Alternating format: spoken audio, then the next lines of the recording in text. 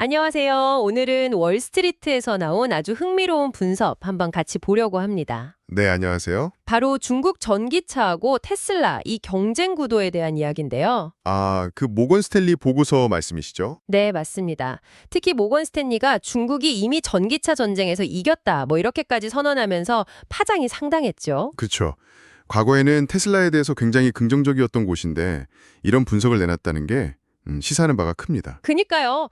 테슬라 강세론자였던 그들이 왜 이렇게 입장을 바꿨는지, 그리고 이게 뭐 우리한테 또 당신에게 어떤 의미가 있을지 오늘 자료들 보면서 좀 깊이 파고 들어보죠. 네, 좋습니다.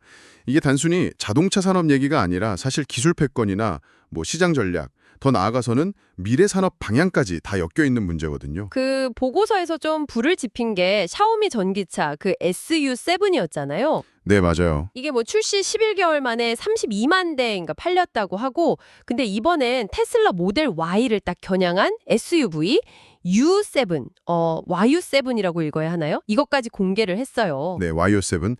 그 보고서 표현이 재밌었어요. 페라리처럼 생겼는데 가격은 토요타 캠리 수준이다. 와, 진짜요? 페라리인데 캠리 가격이라니? 이게 정말 파격적인데요. 그렇죠. 근데 이게 그냥 샤오미 차 하나 잘났다 이게 중요한 게 아니고요. 더 큰 그림을 봐야 합니다. 더 큰 그림이라면요? 그러니까 U7 같은 사례가 보여주는 건 중국 전기차 산업 전체가 이제는 디자인, 성능, 그리고 말씀하신 그 가격 경쟁력까지 이 세 가지를 다 잡을 수 있는 수준이 됐다는 거거든요. 아, 단순히 한두 모델의 반짝 성공이 아니라 전반적인 역량이 올라왔다 이런 신호군요. 정확합니다.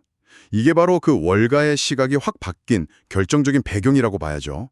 그냥 어쩌다 나온 히트작이 아니라 시스템적으로 이런 차를 계속 만들어낼 수 있다는 능력을 보여준 셈이니까요. 그렇군요. 그래서 그런지 보고서에서는 테슬라가 요즘 그 완전 자율주행 택시나 휴머노이드 로봇 이쪽에 좀 더 집중하는 것 같다 이런 분석도 있더라고요. 네, 그런 해석이 있죠. 어쩌면 이게 중국과의 직접적인 자동차 경쟁에서는 조금 밀리고 있으니까 다른 쪽으로 눈을 돌리는 거 아니냐 뭐 이런 시각인 거죠. 네, 충분히 가능한 분석입니다. 특히 일론 머스크가 앞으로는 사람들이 차를 거의 사지 않을 것이다. 이런 말까지 했었잖아요. 맞아요, 맞아요. 그것도 참 의미심장하게 들리더라고요. 그렇죠.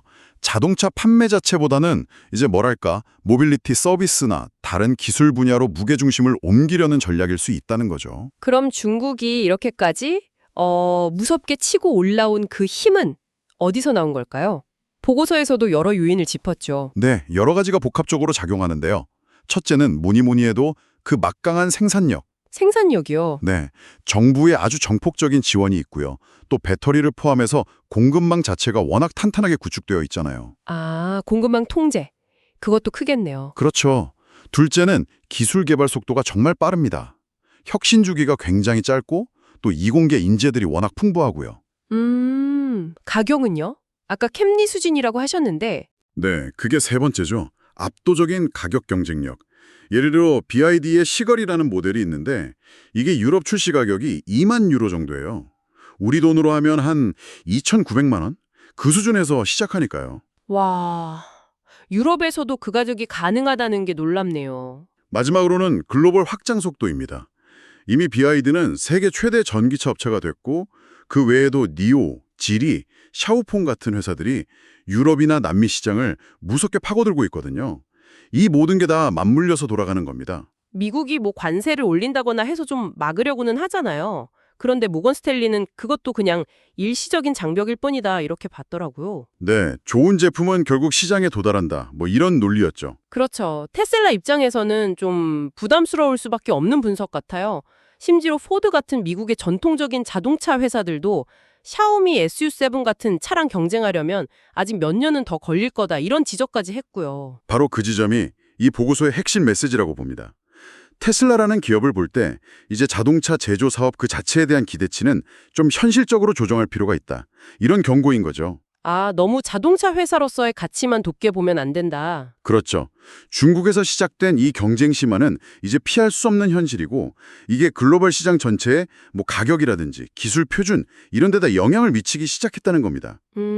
그러니까 테슬라가 더 이상 전기차 기술 분야에서 독보적인 선도주자가 아닐 수도 있다. 이런 가능성까지 열어두고 봐야 한다는 거죠. 시장의 판 자체가 근본적으로 바뀌고 있다는 아주 강력한 신호로 읽어야 합니다. 들어보니 정리가 되네요.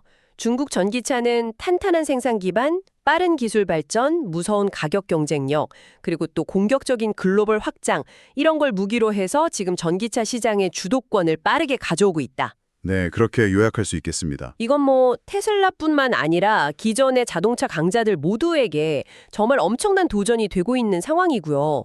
앞으로 이게 뭐 우리가 차를 고르거나 투자를 하거나 아니면 산업 전체를 볼 때 어떤 영향을 줄지 계속 지켜봐야 할 것 같습니다. 맞습니다.